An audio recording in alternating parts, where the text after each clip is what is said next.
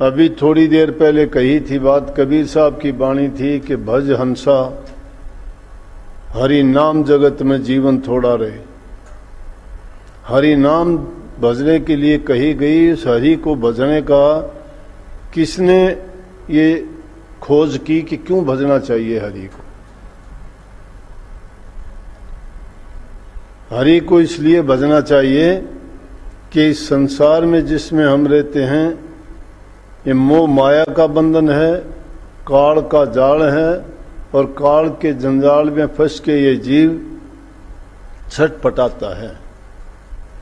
उसका ज्ञान सिर्फ रूहानी गुरुओं के द्वारा प्राप्त हुआ और चीजें तो दूसरे लोगों से भी मिल जाएंगी, लेकिन जो इस जन्म मरण के बंधन से और इस माया की फांस से छुटाने वाला तो सिर्फ रूहानी गुरु ही, जिसको हम शब्द गुरु कह सकते हैं। लेकिन उस गुरु की शरण लेके सच्चे मन से और पूरी आस्था के साथ जो मान लेते हैं उनकी समझ में यह राज आता है। और जो दुनिया के झमेले में फंसे हुए बंधे हुए हैं वो ना गुरु को जानते, ना धर्म को जानते, ना मर्यादाओं को समझते हैं। वो तो अपनी जिंदगी इस दुनिया की दूसरी चीजों को देख के अपना जीवन बर्बाद करते हैं। जिन चीजों से जिसका मतलब नहीं है उन चीजों को ढूंढने में, खोजने में अपना समय बर्बाद करते हैं और जो उनको काम करना चाहिए था उस करने से वंचित रहते हैं। दूसरों को उपदेश करने के लिए सबके पास ज्ञान है, लेकिन अपनी फांस निकालने के लिए कोई नहीं सोचता है। सोचने वाला है उसकी बात नहीं मानते, वो गुरु सोचता है। गुरु की बातों में अगर कोई अपनी चालाकी लगाता है, अपनी बुद्धि जोड़ता है, अपनी जो चतुराई से काम लेता है, वो उसकी मूर्खता है। संतों की बातों को अगर देखोगे तो कितनी संतों के पास रहने वाले नहीं समझ पाए।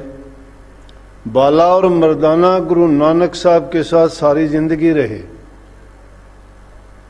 उन्होंने घर छोड़ दिया, घर छोड़ने के बाद बड़ा बड़ा देशाटन किया, दूर दूर तक गए। सब धर्माचार्यों के पास, गुरुओं के पास, पीर पैगंबरों के पास, सबके पास जाके टकराए, जानबूझ के टकराए। क्यों टकराए?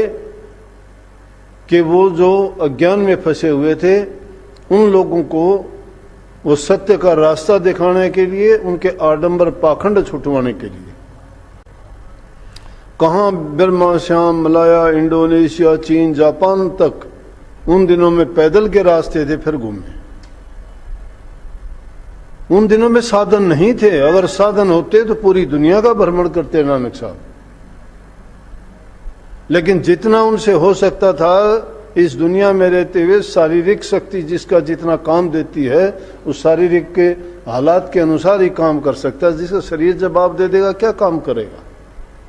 जब साधन सुलभ नहीं थे, जब ये टेलीफोन, टेलीविजन और ये चीजें उपलब्ध नहीं थी, जब ये टेप रिकॉर्डर और ये चीजें नहीं थी, जो जो कार्य उन्होंने किए, देखे, लोगों में प्रचार किया, उनका नहीं हो सका। लेकिन आज ये चीज सुलभ है। अगर कोई कहे कि ये फोन यूज क्यों करता है, ये हवाई जहाज में क्यों चलता है, ये अच्छे कपड़े क्यों पहनता है, वक्त है। जब ये चीज थी नहीं तो कहां से पहनते? एक वक्त था नंगे तक रहते थे साधु, उसके बाद वक्त आया तो उनको कपड़े प्राप्त हुए तो कपड़े भी उन्होंने पहने। पैरों से नंगे रहे तो जब जूती मिली तो जूतियां भी उन्होंने पहनी, और जूती भी जब अच्छी क्वालिटी की मिली तो उनको भी अच्छी पहनी। जब रोटी नहीं मिली तो मांग के भी खाते थे।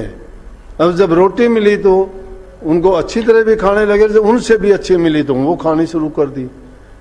वक्त की नजाकत के अनुसार आदमी को बदल जाना पड़ता है इस दुनिया में रह के, चाहे वो कैसा भी क्यों ना हो। लेकिन जिसका सोचने का दायरा ही सीमित होगा, वो क्या सोचेगा, क्या करेगा? नानक साहब के साथ रहते हुए बाला मर्दाना नहीं समझ पाए। मर्दाना कहने लगा, बहुत घूमते घुमाते कहीं दूर थे, कहने लगे गुरुजी बहुत साल हो गए, आप तो फक्कड़ आदमी हो, लेकिन मैं तो बाल बच्चेदार हूं। बाल बच्चेदार तो आपके हैं, लेकिन आप तो बेपरवाह हो। आप परिवार से इतने दिन बिछड़े हो गए, मुझे बड़ा वो लगता है, मेरा मिलने को मन करता है। अच्छा, कहने लगे मर्दाना मिलने को मन करता है तेरा? बोला मिलवाते हैं। बोला बैठ, आंखें बंद कर। आंखें बंद करी। आंखें बंद करने के बाद में थोड़ी देर में कहने लगे, बाला मर्दाना आंखें खोल। आंखें खोली। आंखें खोली तो तलवंडी के पास और एक खेत में कुआं था, उसके पास बैठे हुए हैं। वो देख के कहने लगे, गुरुजी पहुंच गए हम तो यहाँ पे इतने जल्दी? बोले हाँ। बोला कि जा अपने घर जाया, मिल के आप तेरे परिवार वालों से, बच्चों से मिल ले और जल्दी आना मिल के। बोला जी इतने दिन के बाद जा रहा हूं, क्या मुंह लेके जाऊंगा, उनको क्या दूंगा? सब इंतजार करते हैं, कोई बाहर से आता है कि क्या लेके आया, तो मैं क्या लेके जाऊंगा? बोले अच्छा। बोला ये ले झोड़ी कर अपनी। झोड़ी की कंकड़ पड़े थे, वो उठा के वो झोड़ी में डाल दिए। चादर के पल्ले में बांध के कहने लगे, गांठ लगा ले, लेकिन गांठ नहीं खोलनी घर तक। आज ये बातें अगर किसी को मिथ्या लगती हैं, धर्मावलंबियों को मिथ्या नहीं लगेंगी, जिनके दिल में विश्वास श्रद्धा है उनको मिथ्या नहीं लगेंगी, उनको बदलते हुए देर नहीं लगती। कहीं नहीं बाणी में गाते हो, पत्थर से गुरु हीरा दिखा दे, मिट्टी से गुरु लाल बना दे। उनके सामने बनाए हैं तो कही है नहीं ये बात। अगर नहीं बनाए तो उन मिथ्या बातों को मत गाया करो, मत सुना करो, मत कहा करो। अगर बनाई है तो उन पर इतबार और विश्वास किया करो। सुनते हो जयमल सिंह? अगर उन्होंने ऐसा किया है तो उनको माना भी करो। नहीं मानते तो कैसे गुरु को मानते हो, किस धर्म को मानते हो, किस रास्ते पर चलते हो, कौन सा ज्ञान है आपके पास? जिसको कुछ समझ ही नहीं है वो पता नहीं क्या का क्या जोड़ लेता है। तो मिट्टी के कंकड़ों में पत्थर डाल के और कहने लगे गांठ नहीं खोलना। मर्दाना गुरु भगत था, इतबार किया, देखता रहा क्या डालते हैं, सवाल नहीं किया क्या डाला, क्या लेके जाऊं। जब गुरु शिष्य में विरह और गुरु में दया हो तो सारे काम बन जाते हैं। जब गुरु में दया नहीं है, शिष्य में विरह नहीं है, विश्वासहीन है दोनों के दोनों, वो उस पर दया नहीं करता, उसके दिल में विरह ही नहीं है, तड़फ नहीं है, विश्वास नहीं है, श्रद्धा नहीं है, यकीन नहीं है। ये भक्ति के स्तंभ हैं। जो ये नहीं है मिथ्या है। मर्दाना घर जाता है, बच्चों के सामने जाके गांठ खोलता है, डालता है तो असरफियां निकलती हैं, मोहरें निकलती हैं। घर वाले बड़े खुश हो गए। दुनियादारों को क्या चाहिए? उनकी नजर तो इसी चीज को बड़े मानते हैं कि ये बहुत बड़ी चीज है। किसी को घड़ी मिल गई, किसी को अंगूठी मिल गई, किसी को चैन मिल गई, ओह बहुत कुछ मिल गया, अब कहीं भी जाओ हमारी तरफ से हमें ये चीजें मिल गई। उन चीजों को देख के घर वाले बड़े खुश हो गए। वापिस मर्दाना जाके कहने लगा, पैर पकड़ने लगा कि गुरुजी आपकी लीला को आप ही जानते हो, मुझे पता था कि आप क्या डाल रहे हो, लेकिन आपकी मौज को आपके साथ रहते हुए भी मैं नहीं समझ पाया। आपके साथ रहते हुए साथ रहा हूं हर काम में, हर जगह, और हर जगह जो जो आपने लीलाएं की हैं, जो जो लोगों को चमत्कार दिखाए हैं, जो जो लोगों के आपने आडंबरों को उखाड़ के फेंका है, मैंने खूब देखे हैं। लेकिन मैं खुद आपके पास रहते हुए आपको एक आदमी मानता रहा। पूरी जिंदगी बीत गई मेरी कि मेरा भी उद्धार कैसे होगा। बोला मर्दाना जब तुझे ये बात मन में जच जाएगी, अब भी नहीं जचेगी तुझे। सारे काम तुमने देखे हैं। इंसान की बुद्धि है ये बहुत भ्रमित है।